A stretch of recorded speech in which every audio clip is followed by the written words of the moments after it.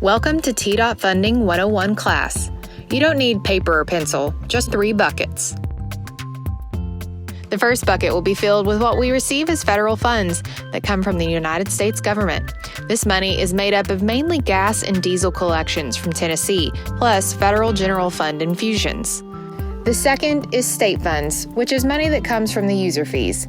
It is made up of the gas tax, diesel tax, special petroleum, and motor vehicle registrations, as well as miscellaneous revenues, which is money that comes from certain vehicle permit sales and insurance recoveries, among other things. And the third bucket is a collection of local and other funds, which are primarily local government's share of the project cost.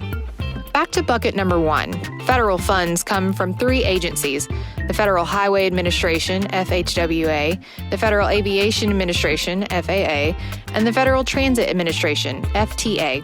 Each agency gives money that must be spent specifically on highway, aeronautic, and transit projects. How much federal funding we receive is based on apportionment. Apportionment is the distribution of funds using a formula based on the calculations for that year in the current Highway Act. Federal funds have specific eligibility criteria for which the funds can be obligated. Projects must meet the eligibility criteria to enable TDOT to use federal funds. By law, TDOT is only allowed to obligate a certain amount of the money granted. This ceiling is called an obligation authority. We are typically allowed to spend only 90 to 95% of our total budget. It's like a hard salary cap in pro sports like football and hockey. The league gives your team a certain amount of money each year, but you can only obligate so much on players' contracts. Unlike the salary cap, though, if a state spends all its available authority, it can apply for additional obligational authority in August of each year. This is any authority returned by other states and any unused amounts from other federal programs. However, the money given must be obligated for the federal fiscal year, which is from October 1st to September 30th. So there is a short amount of time to use the money given. Anything not used will have to be returned.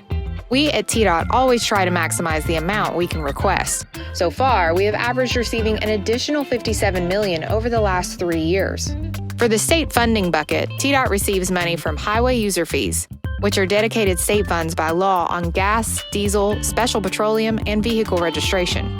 TDOT, though, will only receive a part of these funds, as they are typically split with the state's general fund, cities, and counties.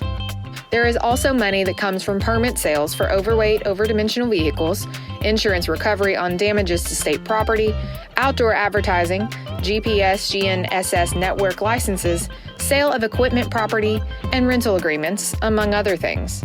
Finally, the third bucket is a collection of local and other funds, which are primarily the local government's share of project costs.